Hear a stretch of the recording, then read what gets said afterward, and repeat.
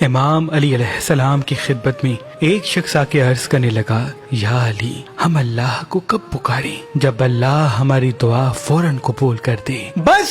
جیسے ہی یہ پوچھا گیا تو امام علی علیہ السلام نے فرمایا، جو انسان اللہ کو رات میں پکارتا ہے، تنہائی میں پکارتا ہے، تو اللہ غیبی خزانے کے ساتھ اس کی دعا کو فوراً سنتا ہے اور ہر پریشانی ختم کر کے تمام انعامات جو وہ بندہ مانگتا ہے اسے عطا کرتا ہے، بشرط اس کے پکارنے میں کسی دوسری مخلوقات کے لیے نفرت نہ ہو۔ اے لوگو، اگر اپنی دعا قبول کروانا چاہتے ہو تو اللہ کو اکیلے میں یاد کیا کرو، اور اس وقت اللہ کی تمام مخلوقات کے لیے اپنے دل کو صاف کر کے ہاتھوں کو اٹھایا کرو، کیونکہ یہ ایک ایسا عمل ہے جو انسان کی دعا کو پرواز دیتا ہے۔ اور جب جب تمہاری آنکھیں نم ہو جائیں تو اس پل کو گوایا نہ کرو، بلکہ اس میں اللہ کا شکر کر کے فوراً اپنی دعا اللہ کی دربار میں پیش کر دیا کرو، کیونکہ جیسے ہی جس انسان کی آنکھیں نم ہوتی ہیں